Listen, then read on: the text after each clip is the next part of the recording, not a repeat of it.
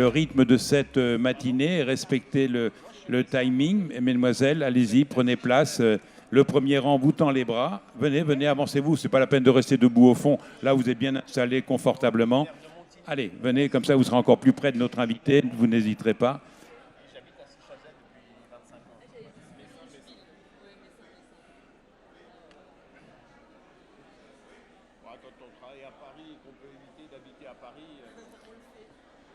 Venez plus au centre.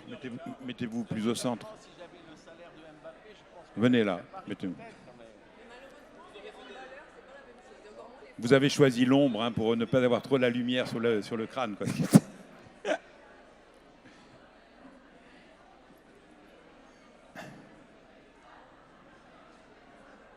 Bien, nous allons commencer dans quelques secondes. Donc, vous prenez place pour notre deuxième invité de la matinée. Nous allons parler sport, mais bien sûr, alors on a parlé famille il y a quelques instants avec le lien des valeurs travail et des valeurs familiales. Là, on va vous démontrer qu'au travers du sport de haut niveau, on peut retrouver beaucoup de similitudes avec les valeurs que l'on entend sur le plan professionnel. Donc prenez place, je vous en prie. Il nous reste 30 secondes et on va donner le top départ à cette deuxième conférence avec Olivier Crumbles, donc l'entraîneur de l'équipe de France féminine de hand. On parlera bien sûr du hand, on parlera de son équipe, on parlera des objectifs avec Paris 2024. Peut-être que parmi cette équipe de France, des Mosellanes nous ramèneront une médaille d'or sur Metz. On verra, on en parlera dans quelques instants avec le coach. Bien, si on est prêt en technique, je vous propose de lancer l'enregistrement. 5, 4, 3, 2, 1, 0. Olivier Crumbles, merci d'avoir répondu à notre invitation. Alors c'est vrai que d'emblée, de but en blanc, de dire on est dans le monde de l'immobilier et on va parler de sport de haut niveau, la liaison, elle n'est pas évidente tout de suite comme ça. Bah, c'est quand même des milieux où la compétition existe, où on a besoin d'être performant, avec des enjeux qui sont forts et qui vont se jouer pendant quelques minutes. Non, je crois que tout simplement, dans n'importe quelle aventure humaine, il faut développer de l'intelligence collective. Alors, à partir du moment où on a deux personnes, il faut commencer à développer de l'intelligence collective. Ce qui veut dire qu'il faut la développer dans le métier, il faut la développer dans son couple, dans sa famille, dans le sport. Bien sûr, l'avantage pour nous, c'est que tout va très très vite et les athlètes prennent énormément de décisions. Comme je dis toujours, c'est le sport, et le sport collectif, c'est un laboratoire de prise de décision. Et une joueuse dans un match, elle va prendre 150 décisions. Mais je pense que dans l'immobilier aussi, on a peu de temps pour convaincre et pour réussir peut-être une vente. Alors on va demander à nos deux invités qui vont nous accompagner de se présenter. Chloé, donc un petit mot sur votre filière, sur votre formation à aujourd'hui. Oui, alors moi je suis en management et développement du patrimoine immobilier au sein de la CCI. Et voilà, je m'appelle Chloé. Et nous avons le président de la Fédération des commerçants. Oui, tout à fait. Donc, Alban Biciello, président de la Fédération des commerçants de Metz. Et accessoirement, je suis agenceur d'intérieur dans le domaine de luxe pour faire un parallèle avec notre invité précédent. Et là, donc, un grand écart entre une personne en formation et une personne accomplie, plein d'expérience, mais qui vient de prendre en main une fédération. Alors, cette fédération, elle réunit des commerçants, mais une fédération, finalement, le mot est là, fédérer, c'est un terme que Olivier Crumbles aime bien cultiver, fédérer les énergies. Oui, alors une équipe de sport collectif, c'est fait pour être performant. On fédère son équipe avec beaucoup de choses. On fédère son équipe autour d'un objectif commun, ça c'est très important.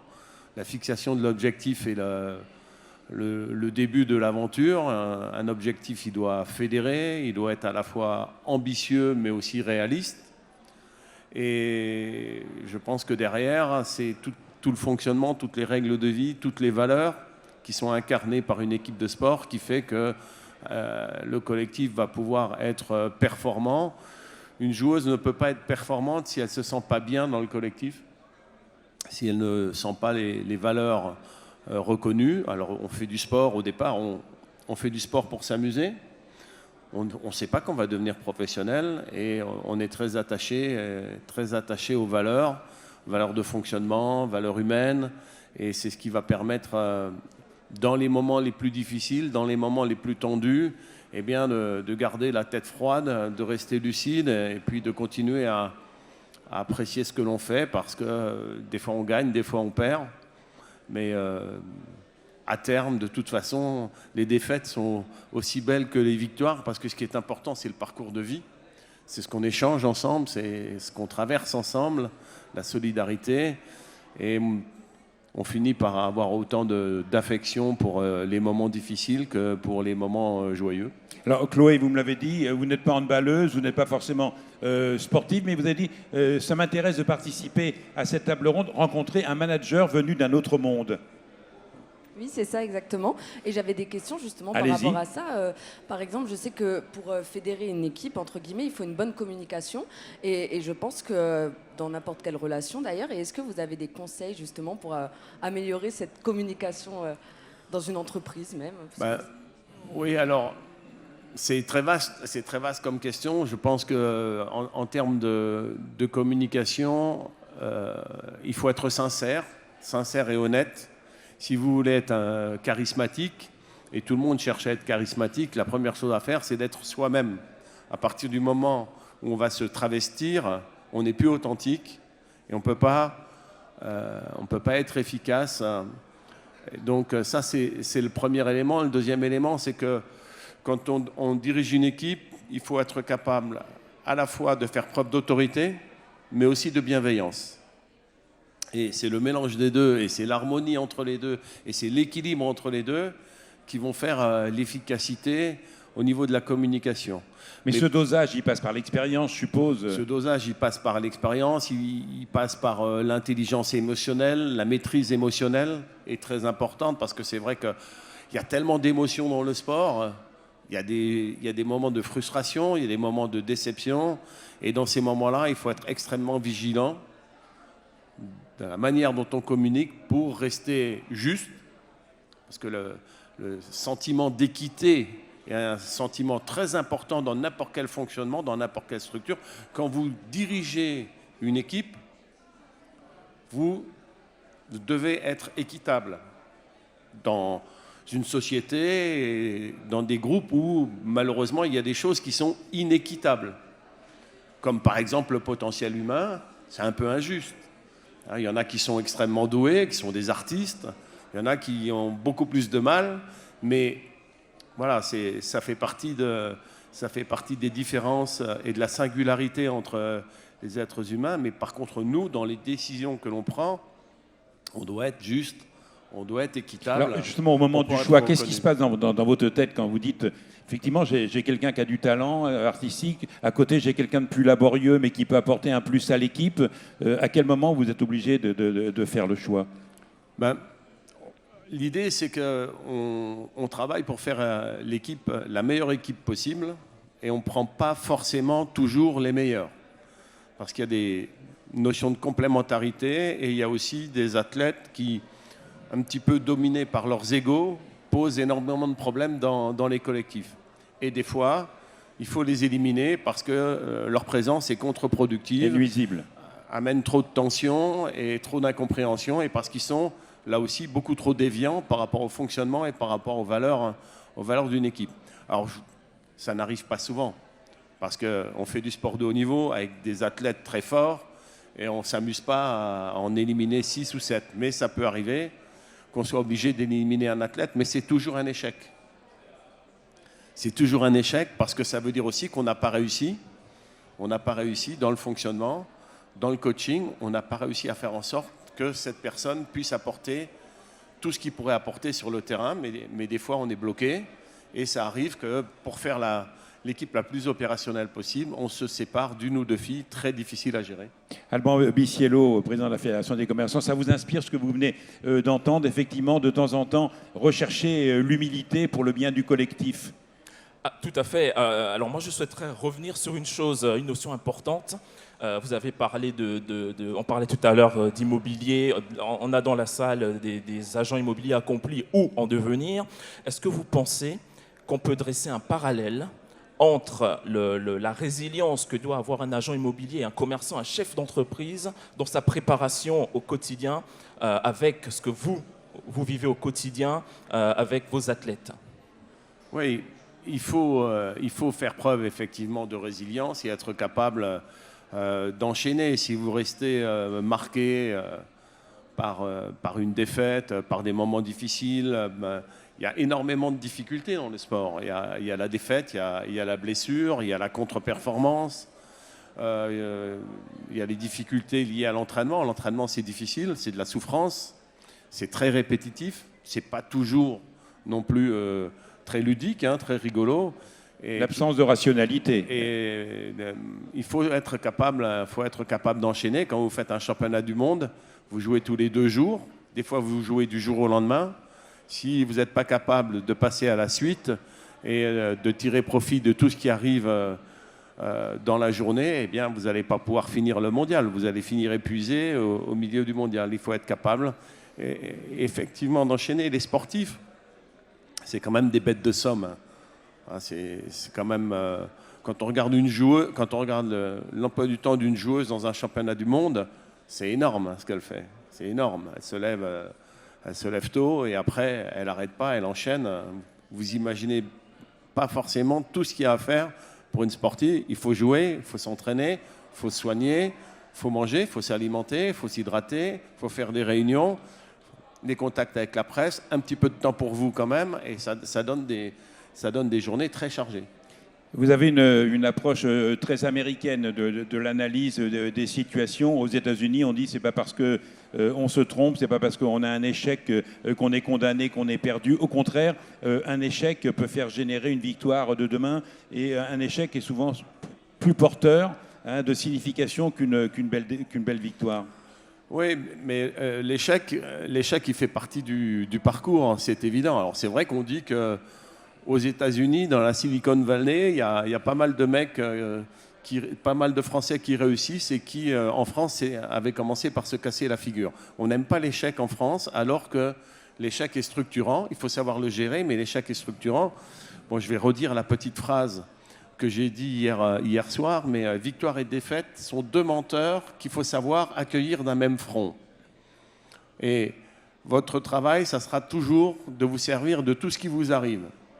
Que ça soit positif ou négatif, tous les événements, vous devez vous en servir pour continuer à avancer et à progresser.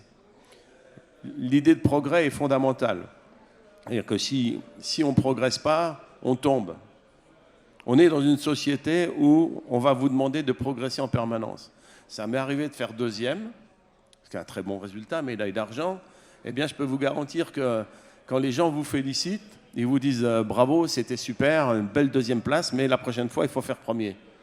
Et c'est exactement ce qui se passe dans le sport, mais ce qui se passe un petit peu partout, c'est que il faut être dans une dynamique de progrès. On cesse d'être bon quand on renonce à être meilleur. Si on n'a pas cette idée de continuer à progresser, on n'est pas dans une dynamique positive. Chloé, vous buvez les paroles d'Olivier, vous retrouvez effectivement pas mal d'inspiration, de choses qui font votre motivation pour l'avenir. Les motivations, vous parlez? Pardon, j'ai pas entendu. Les motivations, c'est bien sûr comme il a dit, c'est de voir toujours la performance, mais d'être aussi quand même satisfait de notre place. Enfin, je sais que quand ils sont 2e, il faut quand même être satisfait et être content parce qu'on a atteint certains objectifs, même si on aurait pu faire mieux, entre guillemets.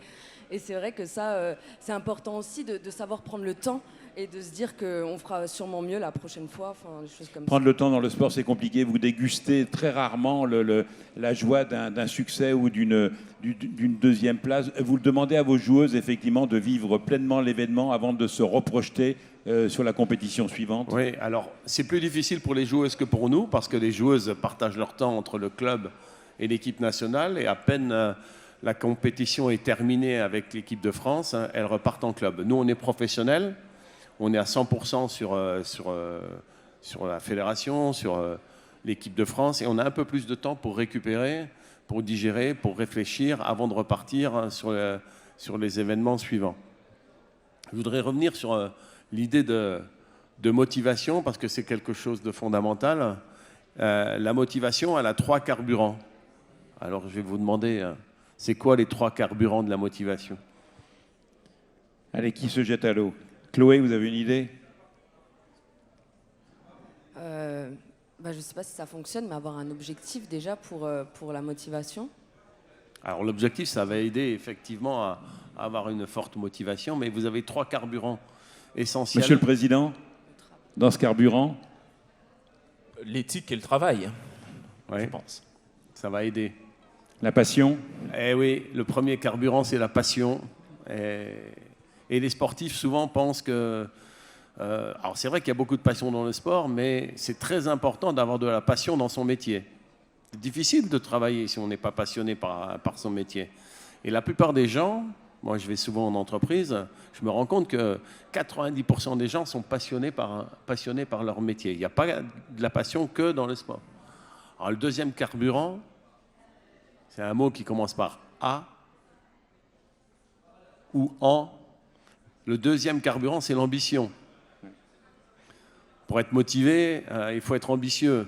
Et l'ambition est une très grande qualité. et se fixer des objectifs, comme disait Chloé. Après, le troisième carburant, eh bien, c'est la conviction. C'est difficile. Si vous êtes en doute permanent, c'est difficile d'être très motivé. Donc, passion, ambition, conviction, c'est les 3 carburants de la motivation. Quand on a ces 3-là, ben, on a une autre qualité essentielle, c'est l'enthousiasme. Si vous voulez diriger une équipe, il faut être enthousiaste. Il faut que tous les matins, vous montriez que vous êtes content d'être là. Arriver le premier ou pas, mais en tout cas, chez nous, on dit être entraîneur, c'est être entraînant. Donc je pense que être manager, c'est aussi être entraînant. Et cette passion, par exemple, elle est fondamentale. Quand vous allez arriver dans le monde professionnel, vous allez voir des gens qui dirigent. Et le premier réflexe que vous allez avoir, c'est de vous dire, ils ont 2 caractéristiques, ces personnes. Ils sont arrivés tout en haut à un certain âge parce qu'ils sont compétents et parce qu'ils ont de l'expérience. Et quand vous allez vous rendre compte qu'à 55 ou à 60 ans, ils ont encore au moins autant de passion que vous, ça va vous impressionner. Ça va vous impressionner. Et quand vous allez voir qu'ils ont encore autant d'enthousiasme que vous, ça va vous impressionner. Comment surmonte-t-on le doute? Parce que le doute fait partie, bien sûr, de la carrière. J'imagine que dans les jours qui précèdent une grande compétition, c'est terrible. Les nuits sont courtes, les nuits sont blanches, on réfléchit, le doute vous envahit? On doute quand on se laisse entraîner par notamment un sentiment d'angoisse. Alors il faut lutter contre ce sentiment-là en sachant que néanmoins l'intelligence émotionnelle, c'est pas forcément de refuser les émotions, c'est déjà de comprendre qu'on les ressent. C'est ça l'intelligence émotionnelle. Mais c'est sûr que si vous avez des angoisses en permanence, et vous, mesdames, faites attention parce que vous pouvez avoir tendance à être plus angoissées que les hommes. Pas parce que vous êtes des petits êtres faibles, hein. Tout le contraire. Parce que vous êtes beaucoup plus perfectionnistes que les hommes. Les hommes ont cette tendance à considérer, comme ils ont été dominants dans la société pendant des dizaines et des dizaines d'années, ils n'avaient pas forcément la sensation et l'impression qu'il fallait être parfait. 2 hommes qui se rencontrent, en général, ils racontent les dernières bêtises qu'ils ont faites, s'ils sont un peu plus âgés, ils racontent les bêtises que leurs fils ont faites et qu'eux faisaient, ça les fait rire. Les femmes ont cette pression un peu sociale, et c'est vrai elles cherchent toujours à énormément travailler, à être perfectionnistes. Et quand on est très perfectionniste, on peut être un petit peu en danger par rapport à ce sentiment d'angoisse. Alors, est-ce que vous savez ce que c'est l'angoisse ? L'angoisse, c'est l'anticipation d'événements négatifs qui, la plupart du temps, n'arriveront jamais. L'homme vit à peine 100 ans et se fait du souci pour 1000. Alors dans le sport, si vous êtes angoissé, vous n'allez pas vous en sortir. Parce que vous pouvez vous angoisser surtout la veille d'un match ou le jour d'un match. Si l'adversaire est très fort, vous pouvez angoisser parce que vous avez peur qu'il vous batte. Mais s'il est beaucoup moins fort que vous pouvez angoisser parce que quelque part, vous n'avez pas le droit de perdre. Etc., etc. Vous pouvez être angoissé. Est-ce que le coach va me faire jouer? Est-ce que je vais être bon? Est-ce que je suis en forme? Etc. On peut passer sa vie à s'angoisser. Et le deuxième sentiment qu'il faut absolument évacuer, c'est la culpabilité. Il n'y a pas de place pour la culpabilité pour les gens qui avancent. Alors, dites-vous bien une chose, quand on fait ce qu'on peut, on fait ce qu'on doit. Ma mère qui m'apprenait ça. Quand on fait ce qu'on peut, on fait ce qu'on doit. Et il y a un autre proverbe qui est très intéressant, c'est « On pardonne tout à celui qui ne se pardonne rien ». Si vous bossez, si vous êtes investi, vous allez faire des erreurs, mais tout le monde vous les pardonnera. Par contre, si vous n'êtes pas investi, que vous n'êtes pas sérieux, là, on risque de vous tomber dessus quand vous faites des erreurs. Vous avez pardonné, Olivier, à ceux qui, à un moment, vous ont écarté de la tête de l'équipe de France et finalement, vous vous êtes rendu compte, enfin, on s'est rendu compte quelques mois plus tard, quelle erreur, puisqu'on est venu vous rechercher? Alors, pardonner, mais je pense que le mot important, c'est effectivement la résilience. Ceci dit, effectivement, j'ai été évincé, j'ai été viré en 2013 par les têtes pensantes de la fédération. Il y a eu de la trahison dans l'air pour vous? Oui, je pense qu'il y avait un peu de trahison et ils m'ont rappelé en 2016. Donc le fait qu'ils n'étaient pas forcément obligés de me rappeler. Il aura fallu 3 ans pour comprendre. Voilà. Et c'était une façon pour eux peut-être de reconnaître l'erreur qu'ils avaient faite, puisque dans ce passage sans moi, l'équipe de France a fait faillite totalement. Après, il faut passer à autre chose. Hein. Le milieu sportif, c'est comme tous les milieux. Effectivement, il y a des moments, il y a des trahisons, il y a des gens qui sont plus ou moins honnêtes. Voilà, ou vous acceptez le système dans lequel vous êtes, ou alors vous allez élever des chèvres et des moutons dans le Larzac. Chloé, il y a des choses qui vous surprennent dans ce que vous entendez ce matin. Vous vous attendiez à recevoir des messages aussi positifs pour votre future carrière? Oui, parce que même si je ne suis pas très sportive, le sport, quand même, ça regroupe beaucoup de valeurs, ça on le sait. Donc oui, sur le positivisme, ça, j'avais aucun doute. Et voilà. J'ai une question. Quel est votre avis, votre sentiment sur l'importance du sport de haut niveau dans le rayonnement d'une ville? Ça ne vous a pas échappé, on est en plein mondial de rugby actuellement. Nous, à la Fédé, on est partenaire du club de rugby de Metz pour couvrir l'événement. Vous, quel est votre sentiment justement sur ce que le sport peut apporter dans le rayonnement d'une ville? Ou d'une région ou d'un département? Évidemment que c'est très important, mais comme d'autres activités, comme la culture, on a besoin aussi d'un équilibre dans la vie entre le travail et puis le plaisir. Et c'est important pour le rayonnement d'une ville comme Metz, par exemple, c'est important d'avoir du sport de haut niveau. C'est important que Metz Handball existe, avec cette équipe féminine qui a gagné je ne sais pas combien de fois le titre de champion de France, avec une salle qui se remplit régulièrement, presque toutes les semaines, avec beaucoup d'émotions. Mais c'est important aussi pour la ville de Metz d'avoir le FC Metz qui remonte en première division.